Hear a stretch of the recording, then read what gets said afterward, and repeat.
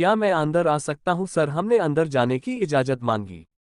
हाँ आ जाओ, एक कोयल सी आवाज आई। हमने कमरे में पैर रखा। कमरा क्या था, मानो जैसे मैं किसी स्वप्न नगरी में कदम रख दिया हो। सामने एक बड़ा सा टेबल, उस पर 5-7 लाल पीले काले रंग के लैंडलाइन टेलीफोन करीने से सजे हुए थे। एक तरफ कुछ फाइल और टेबल के दूसरी ओर एक बड़ा सा रिवॉल्विंग चेयर पर जो शख्सियत बैठी हुई थी। उसका सर नीचे की ओर झुका हुआ था, वह शायद कुछ लिख रही थी। मैं टेबल के सामने खड़ा होकर बगल में दबी फाइल को हाथ में लेते हुए बोला, सर। उसने अपने सर को ऊपर की ओर उठाया और मेरे तरफ एकटक देखने लगी। उसके चेहरे को देखते ही मानो जैसे मुझे चक्कर आने लगा, आंखों के आगे अंधेरा छा गया। मेरे मन में बस एक ही आवाज उठी, बेटा तुम्हारी हो चुकी नौकरी। मैं बाहर जाने के लिए मुड़ा ही था कि पीछे से एक कड़कदार आवाज आई।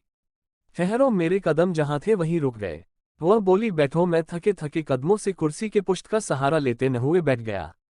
वह पुनः बोली, क्या नाम है तुम्हारा? राहुल। कहाँ तक शिक्षा है तुम्हारी? उसके अगले प्रश्न को सुनकर मैं अपने आप को कुछ हद तक संयत करते हुए उत्तर दिया, M0 काम 0 प्रथम श्रेणी टाइपिंग एवं शॉर्टहैंड भी जानता हूँ। अपनी बात कहकर नजरें दूसरी ओर करते हुए फाइल उसके तरफ बढ़ा दिया।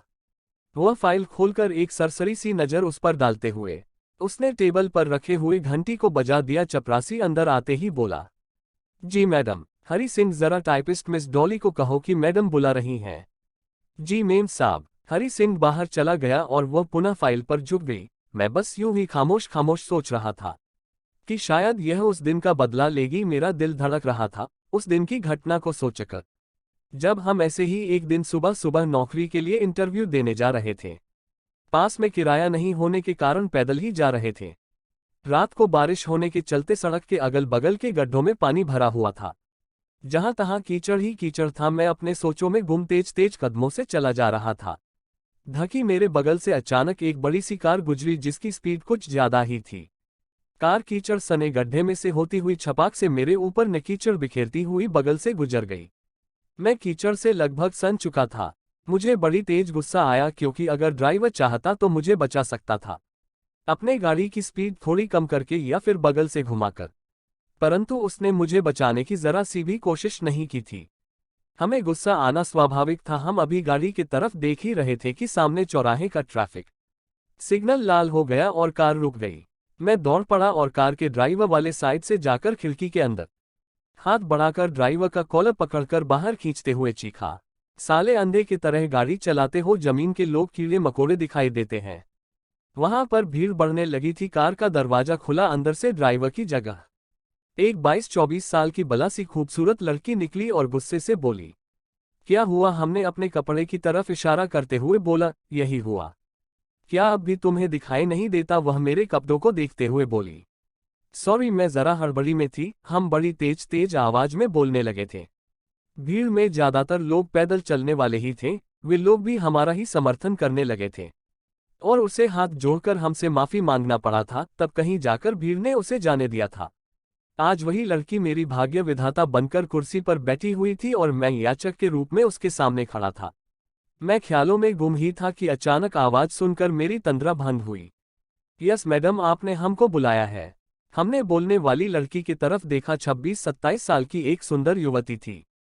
हमने अंदाजा लगाया शायद यही टाइपिस्ट मिस डॉली है। अचानक वह रिवॉल्विंग चेयर वाली बोल उठी, डॉली तुम मिस्टर राहुल का पेपर लेकर असिस्टेंट मैनेजर का अपॉइंटमेंट लेटर टाइप करो और बाहर राम सिंह को कहती जाना कि वह बाहर इंटरव्यू के लिए बैठे बाकी लड़कों को बोल देगा कि वह जाए, सिलेक्शन हो चुका है।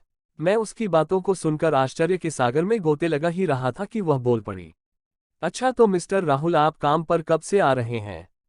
मैं चेहरे पर शर्मिंदगी का भाव लिए हुए नजरें झुकाकर बोला, जी मैडम आप जब से कहें। वह मुस्कुराते हुए बोल पड़ी, आप कल से ही ज्वाइन कीजिए, मगर ऑफिस में यह कपड़ा नहीं चलेगा। क्या आपके पास सूट वगैरह है या नहीं? मैं हिचकिचाते हुए बोला, जी अभी फिलहाल तो नहीं है, पगार मिलने पर बनवा लूंगा। मिस्टर ऐसे नहीं चलेगा। हम लोग अभी बात कर ही रहे थे कि तब तक डॉली मेरा अपॉइंटमेंट लेटर टाइप करके लेकर आ गई। वह मैडम के तरफ लेटर बढ़ाती हुई बोली, टाइप हो गया मैडम। वह डॉली के हाथ से लेटर लेकर हमको देती हुई बोली, लीजिए और कल से काम पर आ जाए। आपका पगार 20,000 रुपये प्रतिमाह होगा। आप सहित आपके पूरे परिवार के दवा और आवास की व्यवस्था कंपनी की तरफ से आपको कंपनी आने जाने के लिए गाड़ी भी मिलेगी। मैं उठ गया था। फिर धन्यवाद कहते हुए बोला, अच्छा मैडम तो मैं चलूं? वह चेयर से उठते हुए बोली, अभी नहीं, अभी आपको हमारे साथ चलना होगा। मैं उसके साथ ऑफिस से बाहर आया। फिर वह मुझे अपने गाड़ी में बैठाकर बाजार ले गई और हमारे लाख कहने पर भी 3-4 सूट जूता व एक ब्रीफकेस खरीद चुकी थी। इस बीच मैं उससे काफी घुल मिल गया था। अब क्या होगा? राहुल का क्या? राहुल की जिंदगी में अचानक राजयोग आ चुका था, या फिर यह एक दिवास्वप्न ही था? प्लीज आपको कहानी पसंद आए तो मनमोहक कहानी चैनल को सब्सक्राइब, लाइक, थम्स अप का चिन्ह कैरन and share this video on your friends.